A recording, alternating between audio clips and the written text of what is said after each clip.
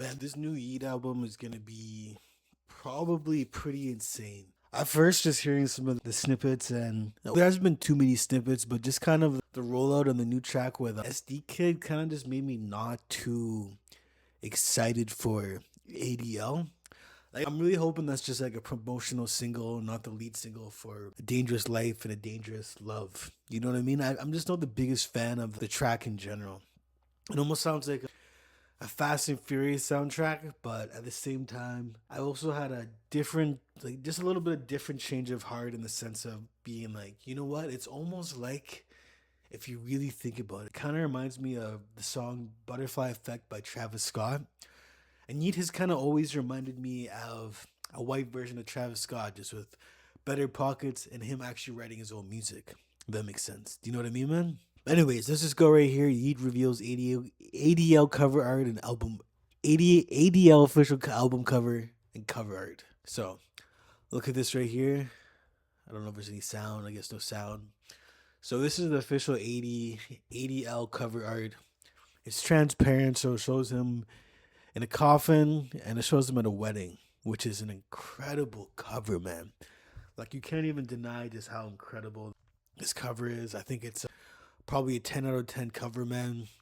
And just to do a little side quest here, I think we're just gonna rank some of my favorite Yeet covers. I know Two Alive is probably one of my favorite Yeet covers by far, but he's done a really good job with album covers in general. Like, the lifestyle cover was pretty dope, man. Like, just look at how dope this is right here. I'd give this one a solid 10 out of 10 cover. I would say 2093 cover is like a 7 out of 10. It's pretty unique. It kind of has the Blade theme to it. Let's go to Afterlife covers. Fucking fire too. I would say that's a 10 out of 10 cover. Life, man, his covers are just so sick, man. This one's probably like a 10 out of 10 cover. Two Alive, probably a 10. Probably a 10. I like the red version better than the green one. Up to Me is probably like an 8. Super unique cover though, really shows the time, you know what I mean? Like the test of time. 4L cover is pretty sick. Like, for like a mixtape cover. I mean, obviously it's an album, but I'd give this cover like a solid 9 out of 10. You know what I mean? Alive, I would probably say it's like the worst cover by far. Probably like a 5 out of 10. But anyways, let's just go back to where we were, man. And let's just go to the next slide here. So, A Dangerous Life cover edition. So this is him. There's going to be two sides to the project, A Dangerous Life and A Dangerous Love. So my prediction, A Dangerous Life, is him kind of, rapping over those Yeat rage trap beats, you know what I mean? Kind of more dangerous part of his life when he was doing drugs. And what ended up happening is him passing away, you know? And A Dangerous Love is him in a wedding. Like, him still seeing himself, but in a wedding. You know what I mean? It's such a great concept, man. Like, it's absolutely incredible. And let's just go over some of my prediction for what I think Yeat's sound is probably gonna be. Like, yo, you obviously heard his song with Quavo.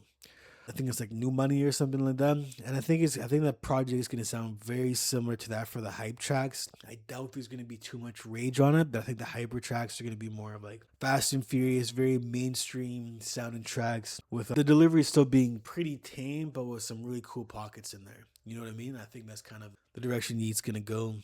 I don't think we'll get very many songs sounding like lifestyle. I think the style of songs that I think we'll hear from Lifestyle will be like Be Quiet, Orchestrate. Orchestrate's really good. We may get like one rage, like one or two rage songs. Maybe like Lifestyle and Life Party. You know what I mean? And I think we'll get like a lot of melodic tracks sounding very similar to 2093. Like, I think for the Love Edition, you'll probably hear songs like Lifestyle, You Should Know, As You Speak. You know what I mean? Familiar, very just like psychedelic, trippy sounding tracks, I think is what we're gonna be getting out of Yeat. Definitely some more tracks sounding like Made It on Her Own. I like if Made It on Her Own is on the project. I hope it's only on like the deluxe or like the, you know how albums have kind of like a bonus track.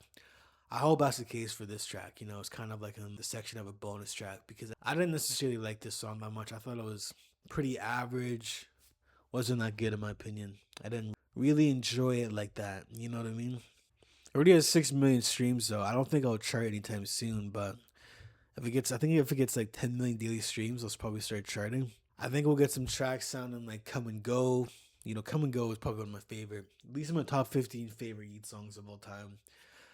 And that's a rare thing because, Yeat's kind of fallen off musically, in my opinion, in the last few albums. Actually, the last album I loved by Yeat was for sure Afterlife. A Dangerous Life, or Dangerous Summer, I thought was pretty cool. First listen, I didn't really like it that much. I was like, it's all right. And then I started listening to it over and over again. It was right when I got back from a festival, so I was a little bit hungover and shit like that. But I do like this project a lot.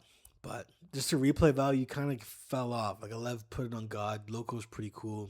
Loose Leaf is alright. Oh, I did. I don't know. It just seems very. I like it, but it's just like not in rotation. Come and Go is a really good song. Dangerous Life is Coming. That's a pretty good one, but it's very little replay value. I'm Yeat. Very little replay value for me. MFU I've played a lot for sure. Two Tone I've played a lot. Fly Night I think is what the project's gonna sound like. Same with Growing Pains and Two Stone. Growing Pains was pretty good, but I could only listen to it sometimes if that makes sense. Overall, this is a pretty good EP. Nowhere close to Life by Yeat. Like Life is just a classic. Like it's straight up just a classic Yeat project. You know what I mean? We're gonna go to Life right now and just go through it for a second here. Go through it. It was right before Afterlife. Like you got Flawless, Up on X, Out the Way, What I Feel Like, Got It All, Can't Stop, Come On, System. It's a classic, man. It's straight up just a classic, man. A Dangerous Life doesn't really even come close to comparing to it, just sonically, you know? Afterlife was a really good project. It was one of my favorite of 2023. I think it was in the top 4 or 5. We can go to 2093. I didn't necessarily like. I thought it was too experimental. It wasn't really for me, but there was a lot of standout tracks there I liked on it. Like I like Psycho CEO. Power Trip grew on me. I loved Breathe was really good. You Should Know I liked. Lifestyle I liked. I liked. Ride Set It Off was pretty good. Team CEO, Stand on It, Familia, Mystery in Between. And that's about it. If We're Being Real grew on me just because the song became pretty popular and I heard it a lot. But this album was super emotional for me. Like it was just so emotional. Just the sonics of it, man. And I was in a weird time in my life too when I was listening to it. Yeah, I just wasn't really the biggest fan of it. Like it was just compared to Afterlife. Such a big switch up. Lifestyle I liked quite a bit better though. Lifestyle still wasn't my favorite, but it was my favorite since Afterlife. Well, I mean, to be fair with you, this is probably one of my favorite albums of 2024. Like, I had that one in rotation heavily, man. Like, heavily. But if we're talking about structure, if we're talking about just like song quality wise to his other discography, nowhere close. But I put over the first listen was such a fun first listen though. It was an incredible first listen. Like, Geek Time, banger. Shut the Fuck Up was good. They Tell Me, incredible. Heard of Me was really good. Speedball I liked. You Don't Know Life, Orchestrate, Be Quiet, The Coast, Go to Work. I didn't like Forever Again or Gone for a Minute. On One was good. Fly Troop, Eliminate. I didn't like New High. I didn't like So What. Lifestyle with Lil Durk was good. Life Party was good. And Fate was good. Talking, I didn't really like that much. But overall, like the songs I did like and added, I really enjoyed, man. I really enjoyed. Lifestyle, I believe, sold 85K first week right now, or 85K first week in 2024. I believe Lifestyle, or not Lifestyle, 2093 sold about, I think around the 60s or 70s. I don't fully remember. But right now, he's sitting at 18 million monthly listeners. Come and Go is an absolute smash. Random Vose featuring Yeat on the Don Toliver album is getting lots of steam. I'll definitely get to 100 million at some point by the end of the year for sure.